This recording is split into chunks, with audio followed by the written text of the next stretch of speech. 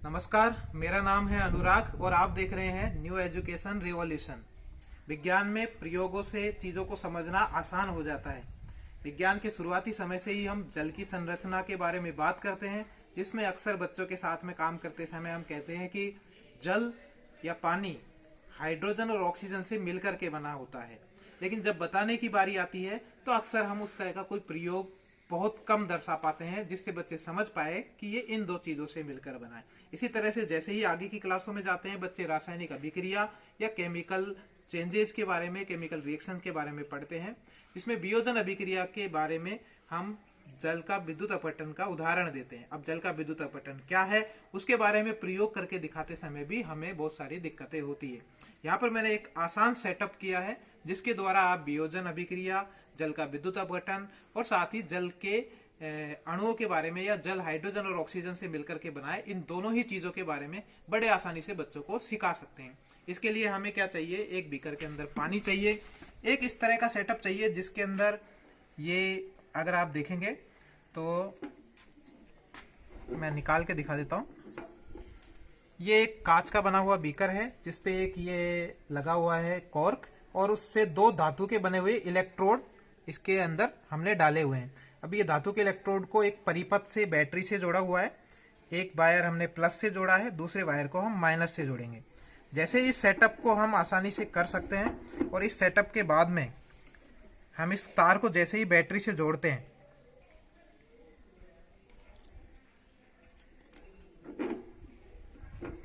Connection हम तार का बैटरी से जैसे ही करेंगे तो आप देखेंगे अंदर से बुलबुले आने लगेंगे और ये बुलबुले तेजी से निकलते हैं, कभी कभी धीरे निकलते हैं। बैटरी की पावर के ऊपर ये डिपेंड करता है, लेकिन आप ध्यान से देखेंगे, इसका ऑब्जर्वेशन करेंगे तो आप देखेंगे दोनों इलेक्ट्रोड से, एक इलेक्ट्रोड से बहुत तेजी से आप बहुत तेजी से बुलबुले निकलते हुए देखेंगे और दूसरे इलेक्ट्रोड से थोड़े धीमे आ रहे हैं।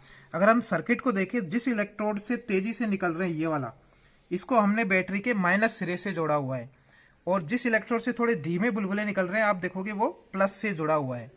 इस तरह से हम बच्चों को सिखा सकते हैं कि जब हम इस पानी के अंदर विद्युत धारा प्रवाहित कर रहे हैं तो ये पानी का विद्युत अपघटन हो रहा है और एक में ऑक्सीजन निकल रही है और दूसरे से हाइड्रोजन गैस अलग हो रही है, और जिस सिरे को हमने माइनस से जोड़ा हुआ है उस पर हाइड्रोजन गैस निकल रही हुई है और उसकी मात्रा यहाँ पे ज़्यादा हमको नज़र आ रही है, और जिसको प्लस से जोड़ा हुआ है उस इलेक्ट्रोड से हमें ऑक्सीजन गैस रिलीज हो रही है जो थोड़ा धीमे गति से आ रही है। तो H2O फॉर्मूला हम यहाँ पे उसको होते हुए देख सकते हैं। लेकिन बच्चे सवाल कर सकते हैं या हम भी उनसे सवाल पूछ सकते हैं कि भाई इसमें से कौन सी ऑक्सीजन है और कौन सी हाइड्रोजन है, ये हम कैसे पहचान करें। तो उसकी पहचान के लिए हम चाहें तो एक परख नली इस तरह से लेकर और उस इलेक्ट्रोड के ऊपर अगर हम इस तरह से रख देंगे तो हम देखेंगे कि इस इलेक्ट्रोड के अंदर, इस परख नली के अंदर धीरे धीरे जो गैस है वो स्टोर होना शुरू हो जाएगी। और आप जानते हैं कि हाइड्रोजन गैस या ऑक्सीजन गैस का परीक्षण किस तरह से करते हैं।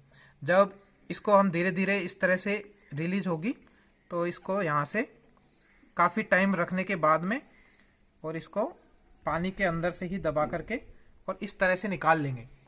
और हम जानते हैं ऑक्सीजन का जो परीक्षण है या हाइड्रोजन का परीक्षण है, तो हम जलती हुई माचिस की तीली जब इसके आगे लेके जाएंगे तो पॉप की ध्वनि के साथ में एकदम से पॉप करके ये हाइड्रोजन जलती है।